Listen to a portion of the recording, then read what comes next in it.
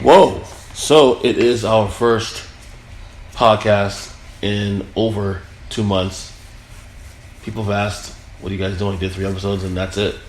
Well, apparently, because you were the one who didn't want to record in the first place. Well, you can blame football. You can blame wrestling. You can blame a lot of things. Oh, yeah. Is it my fault that this has happened? Are you blaming me solely for this? Or is it you? Because I remember in early August, us recording a couple shows, and you were like, let's not publish that because that may, I don't know, that didn't sound good. The time span between that point in August and here we are, what is today? October 2nd? October 2nd, going to October 3rd in about an hour. Okay. Of course, late. I have asked you at least 3 times to record, and all 3 times you turned me down. Maybe because I got annoyed with the creative differences we had. I'm so used to having control of everything I do with my show. So then why don't we just leave it at that? What? You have creative control. Of the show? And no, we won't have a show. Oh, since our last show? I guess, since you need to be in control of your podcasts. No, it's not that. But we figure out how to share. It's not even. It's like no. It's like I think what happens is that we got to there was a point in August where we had did a few runs, and you were like, nah, fam, I'm good. That's what you were like, nah, not that one. That's not a good recording. Which I disagree with you. I thought some of the ones we did and that never made it to air, which I still have. I can still air those later on. I want me to because I still have them in the if I said no archives. then I'll still say no. I'll keep for myself. Let's just have ourselves, but I want to share it to the world. But you were kind of bleh. You're a bit of a perfectionist, man. Yes, that is the Virgo in me. Sorry. Virgo's what? September? What? Late August, early September? Late August. I don't September. I don't deal with horoscopes. I know I'm a Taurus. Yes, I know you don't deal with horoscopes, but there are certain characteristics of each sign that we all tend to carry, which just kind of generalizes. So, you and I, well, should I say, I started watching The Office recently, to which then you decided to watch as well, and then you just surpassed me. That's because you tried to challenge the binge-watching queen. How many seasons ahead of you am I now? Oh, that's right. 3. I'm still in season 2, episode 7. And I am now in season 5. Episode what? 3, 4? 2, I think. Oh, jeez. Right now you're laughing me by 2 seasons. 3. To be fair, 3 seasons. This is the thing though. I have so much things going on. No, that's an excuse. Multiple podcasts I host. That's an excuse. I have football I watch. I have wrestling I watch. I got basketball coming back in about 2 weeks. Yes, you can binge watch football. You can binge watch wrestling. You can binge watch all your sports. You can binge your podcasting. I'm a daddy. For crying out loud. I'm a daddy. I work more days than you do. That is true. I am also a mother. Okay? You are. I also have a husband that I have to take care of. You do. And a household that I have to manage. Okay? Mother that I also have to look after. So, I mean, you really want to compete here? And yet I can still manage to find time to lap around. Lap me. I don't know, man.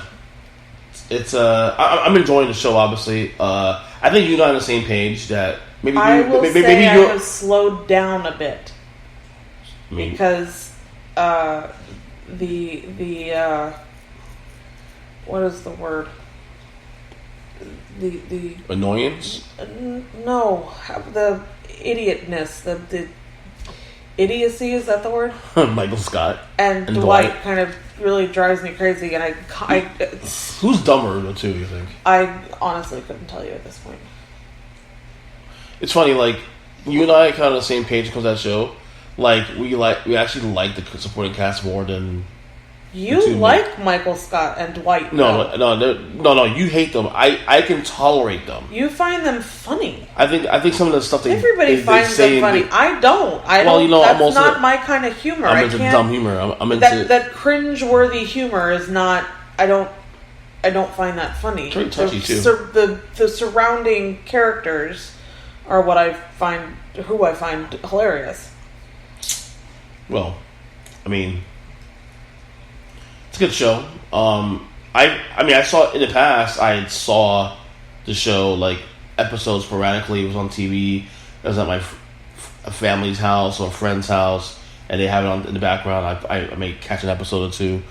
Whatever. I knew about Jim and Pam and all that, and who starred in it, who was the star of the show, but I never watched the show from start to finish until recently. And it's funny, like, I start the show, you say, wait for me, maybe I'll try to watch it. We decided to do it together. You started and then you just ran the fuck away, like, okay, we're good. Yeah, because you tried to challenge me, because I said to you, I said, I'm now however many episodes ahead of you, and you'll never catch up. Is it possible? And you tried to challenge me. You were like, challenge accepted. Is it possible that the reason you decided to just kind of like go on this like binge fest is because you're more so trying to prove a point than you actually like the show?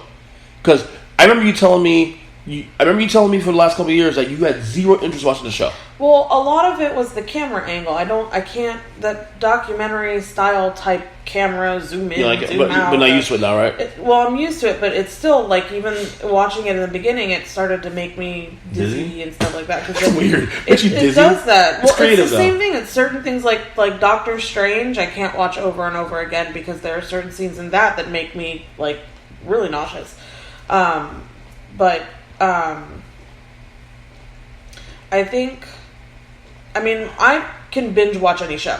Mm-hmm. You give me a show that I like, and I will run with it. And I don't hate this show. I like the show, but it's like I'm in season 5 now, and I'm slowing down because the idiocy of the two main characters.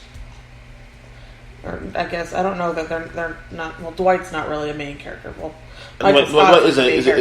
Dwight's the main character of the show. Well, yeah. But I think like the show focuses so much on Michael Scott that it kind of drives me crazy because I like everybody else in the show. You like Jim and Pam? I like Jim and Pam. Stanley is my favorite. You always love the black guys. I love it. It's great. Well, he's just a riot. Oh, he's great. And I can relate to. It's funny. You know what's really speaks his mind. You know what's really screwed up though? For years, you've seen him in memes, and I had no idea he was in the office. I had no idea. Him and Kevin. I'm like, these memes are funny, but I don't know where they came from. Oh, I knew they came from the office. No, I knew recently, and then when I watched, I was like, oh, I get it now. No, I knew even back then, but like, Kevin is funny. Phyllis is funny. Creed is funny. Stanley is funny without being funny. Like Stanley's he's so blunt that you can't help but laugh. He just is who he is, and he doesn't take shit from anybody else. And I don't know. Does he remind you of anybody in my family? No. No. Not so much him in terms of like how he looks, and I'm talking about in terms of like the attitude, like. No. No? Okay. I kind of sort of reminds me of my mom, but no. But the way not even remotely close. That don't take no shit from nobody kind of attitude. No. I love. No. Okay. No. That's great. Stanley's great though. I love Stanley. The best part so far I've watched is the basketball episode of season 1, and him trying to throw the ball. Like, what in the fuck are you doing? Like, seriously, what are you doing? See, wait till you get to Pretzel Day. Once you get to Pretzel Day. Yeah, you told me about that. I was like, I can't wait to get pretzel. That's awesome. I'm not going to forfeit yet. I'm going to catch up to you at some point. You will never get to season 5, dude. Ain't gonna happen. It's the problem. This is my problem. I'm off tomorrow. And I could probably watch a good chunk of it tomorrow, which I probably what I'm doing anyway. But then I got a big football game on Thursday. Okay, I'm gonna watch probably Can't you just watch wrestling. the highlights later on. Like you don't have to. Watch I have wrestling I had to watch from tonight that I missed tonight and watch tomorrow. Yes, and then Friday you have SmackDown. But yeah, SmackDown was on Fox on SmackDown, and then before you know it, Saturday's college football, and then Sunday's NFL. I forfeit. That's what I. White flag. That's what I thought. So, yeah, I'm not gonna get it. It sucks.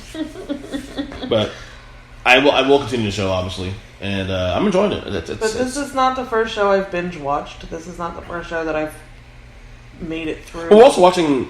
We and I also watching Jane the Virgin. Yeah, but that's another show that I binge watched until I was caught up, and they didn't have the next season on there yet. That was another show I binge watched. What else did I binge watch recently? Recently? Oh, I binge watched Hannibal, American Gods. I'm so behind on shows. I'm so behind on all 20 shows. Supernatural was another one I've binge watched. You don't watch Power, obviously, but I'm behind on Power, and that's ending very soon. Yeah, but that's why I decided, because you started watching The Office, and I was like, okay, well, I guess I'll give it a shot. And then I just kind of ran with it. Where would you rank The Office among your favorite sitcoms? Like, Scrubs and Friends. I mean, it's not quite up there. Nowhere close? No. Not my top 5, no. No, I figured that. I'm not surprised. But again, I'm not finished with. There's 9 seasons, and I'm only in season 5, so I keep hearing the show gets worse as it gets to the end. Well, I heard Michael leaves, and you get just a number of different spoiler managers. Really. Well, it's kind of like in Scrubs when Kelso left, and they kept finding. Yeah, but Kelso's not the main character. Michael Scott is. So if Michael leaves, that's a big deal. But Kelso they get other men. But that's. I think they make the other characters bigger. Where would you put Jim and Pam?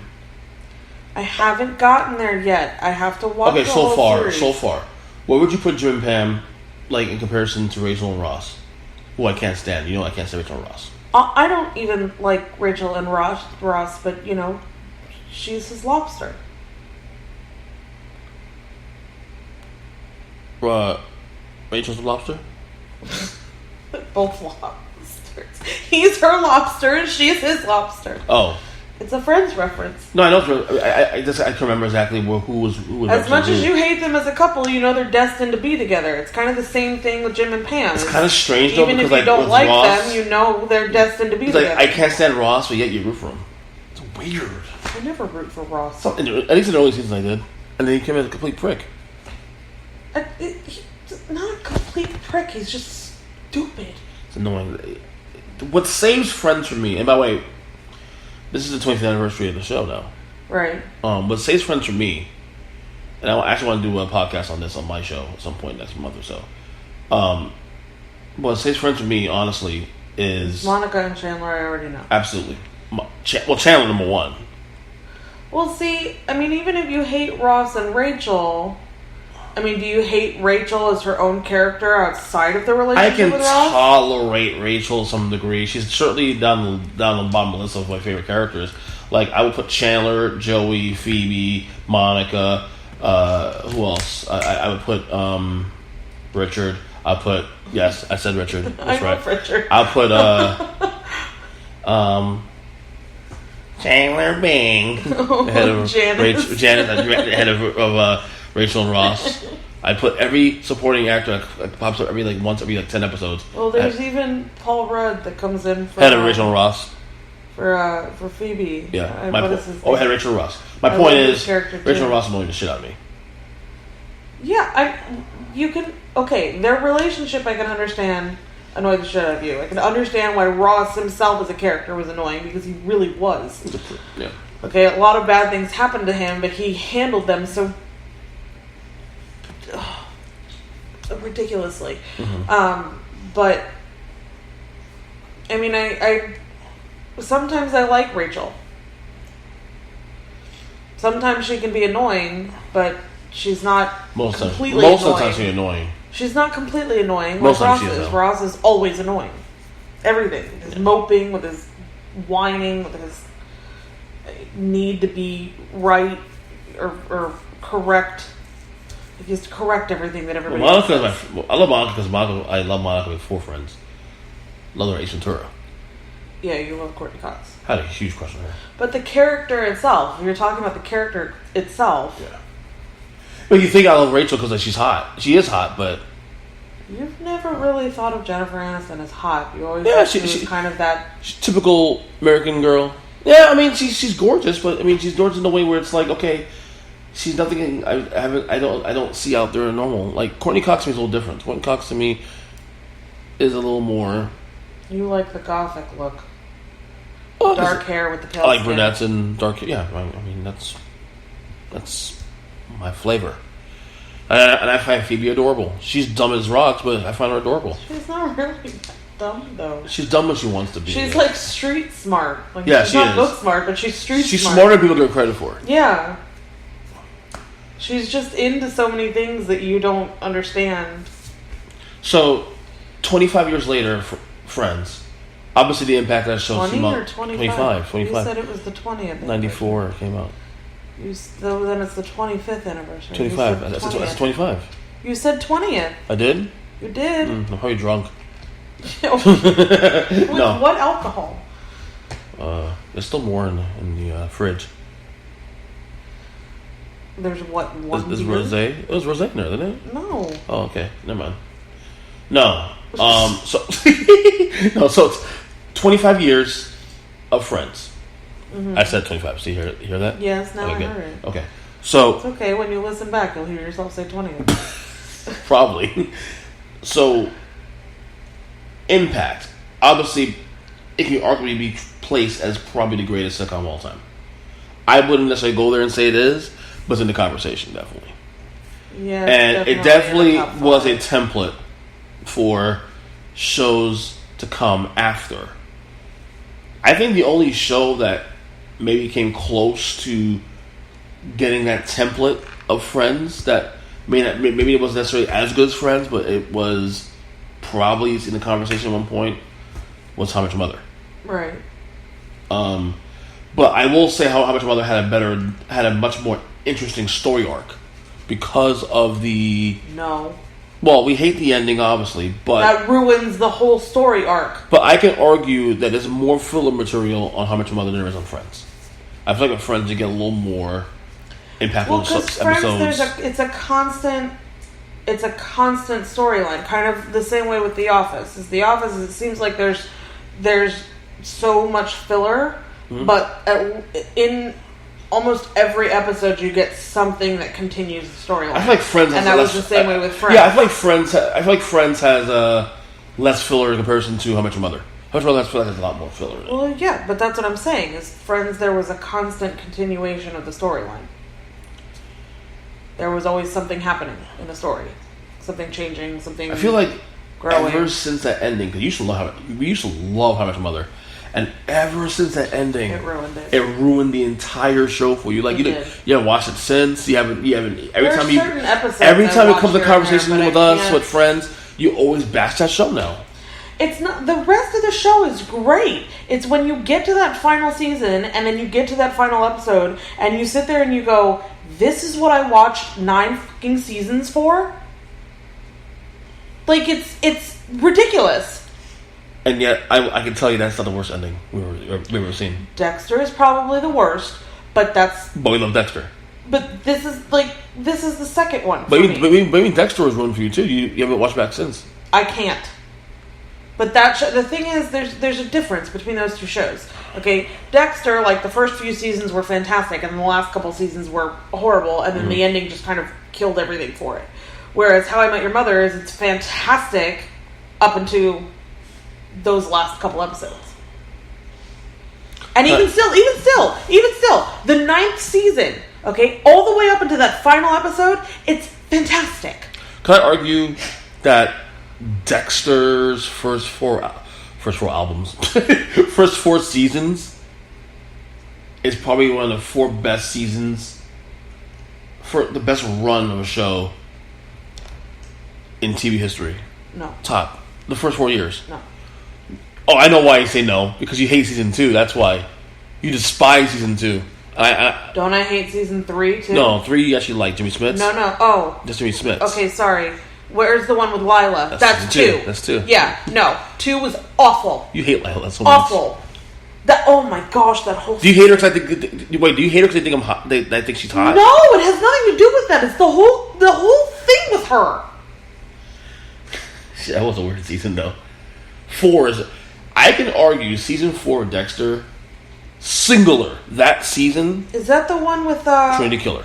Yeah, okay, with what's I can argue. John Lithgow. Yeah, that's phenomenal. He won an award for that. Yeah, that season was fantastic. Yeah, I can argue that season. That season and the first season could be the greatest season of any television show in the history of television. That one season of what they did, remember when Rita died? Yeah. Sorry, look, it's not a spoiler. The show's been done in 6 years. Yeah. Okay. If you haven't seen the show 6 years later, then I can't help you. Go fuck yourself. Well, you know what I'm saying? Go ahead. That season, I remember watching that episode with you. Wait.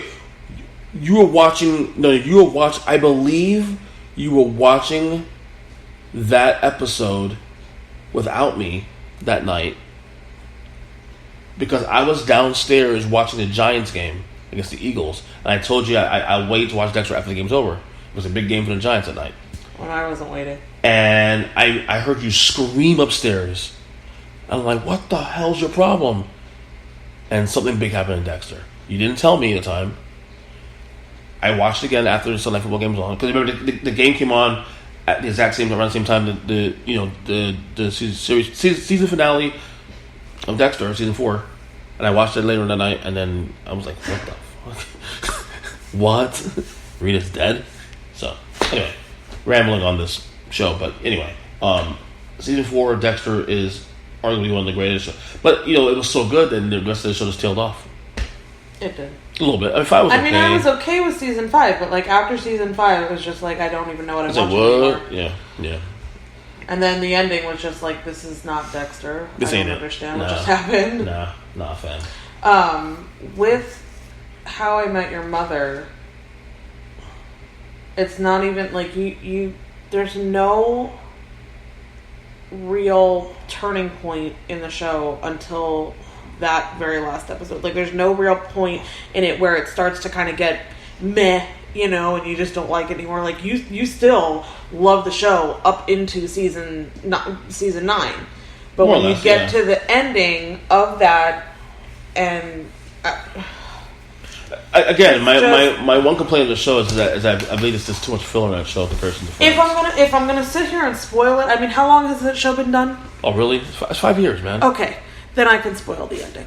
Okay, you get to the ending, and the mother's dead. And he's telling his kids this whole fucking story just so that he can get their permission to date Aunt Robin. Well, the alternate ending is that she's still alive. The alternate ending is still not good enough for you? Good enough. It's not... You watch this whole show, okay? You get so invested. See him get over Robin, find somebody else. Robin moves on to be with Barney, completely changes who Barney is as a person and everything, and they are so good together, and then later on down the road, they divorce, and he finds this woman that's perfect for him. Or Ted, I'm talking about now. Okay, Ted finds this woman that is perfect for him. He falls in love with her, he has 2 kids with her, he has everything he wants out of a relationship. And then she fucking dies. And you're watching 9 seasons of him telling his children the story of how he met their mother, all to get their permission to date divorced Aunt Robin. Well, he kind of... That was ridiculous. To be fair, and I agree with you, I hate the ending myself too, because I wanted the mother to be alive. Ted wins in the end because he has this little... He doesn't win. Well, he loses the love of his life. But he gets back to his whole fling to on top of that. So all the struggles he went through, he gets back to 2 women that he loved the most. No, you don't get enough of the mother. You watch 9 seasons to find out who the mother is. That's what sucks. You don't get enough of the mother. And then you get to the last episode and she's dead. She gone. No. She gone. No. No. No. She gone. No. No. All the shit that he went through. Want to see okay, to find this woman. You want to see no one more time? Huh? No? Want to see no one more time? No. Okay, there you go. All the shit to find this one woman, and then this is what happens. God, it's like walking. It's like watching A Walk to Remember in one fucking episode.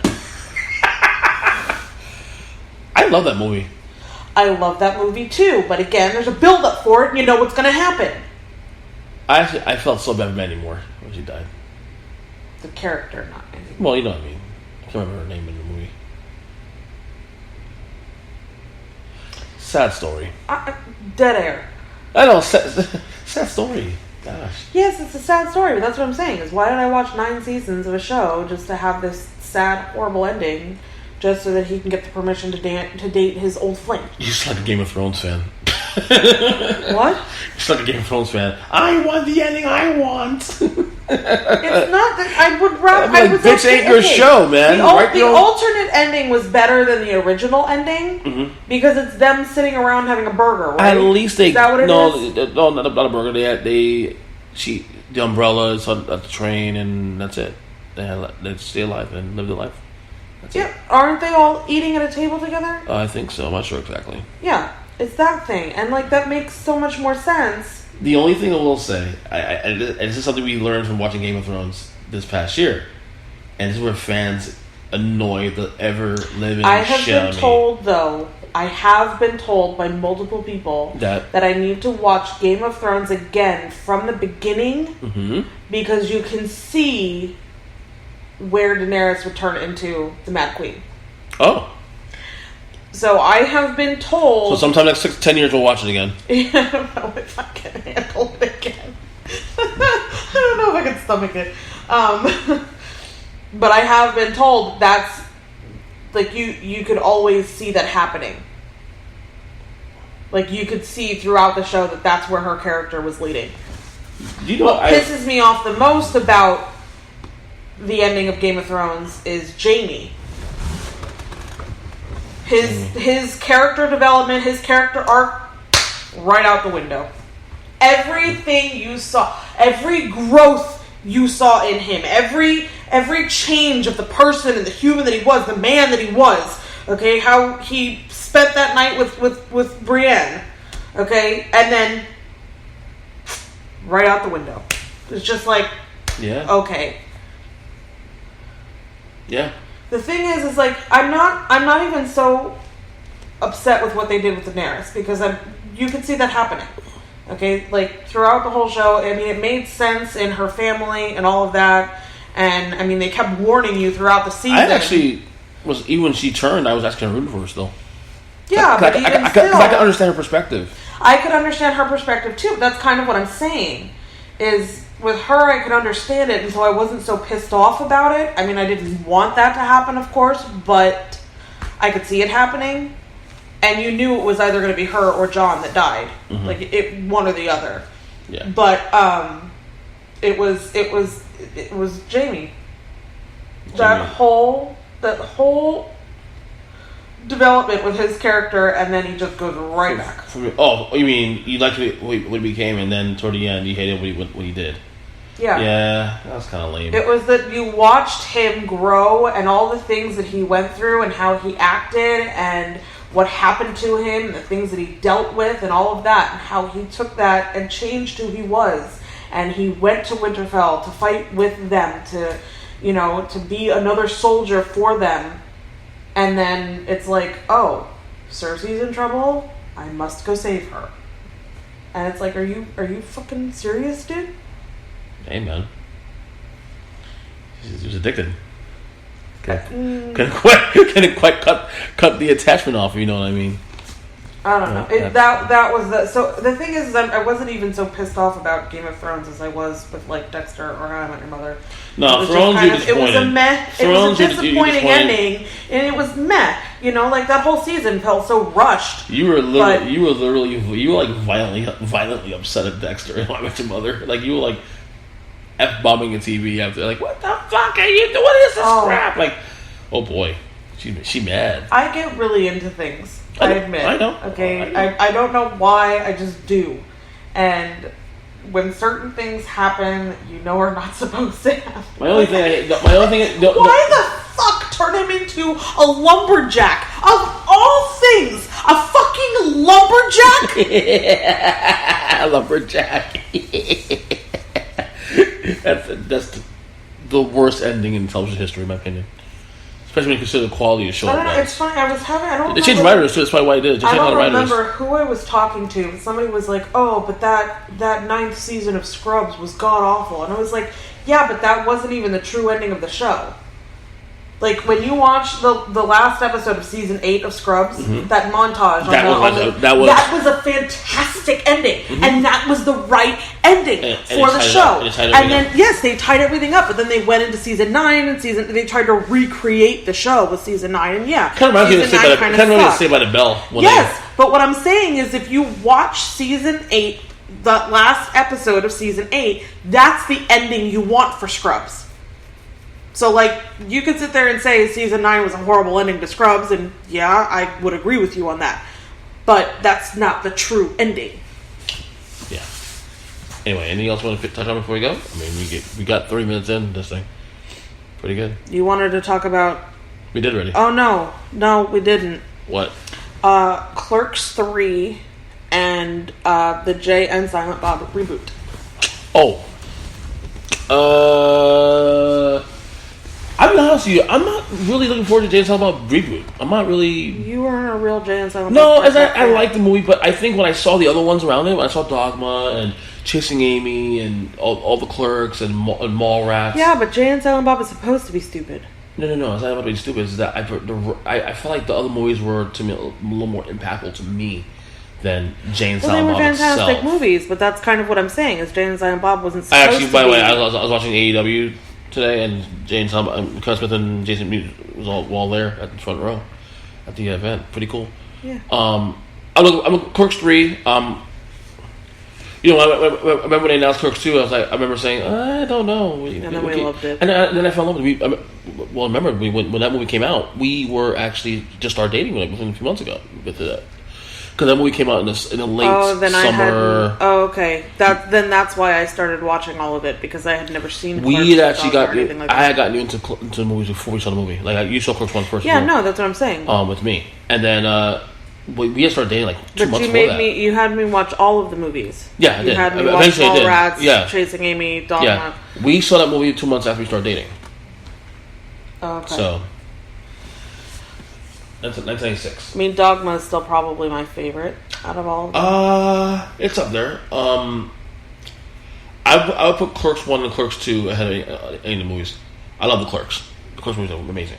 I think I like Clerks 1 better than Clerks 2. I think I like Clerks 2, Rosario Dawson. I don't know. I think they're both kind of neck and neck.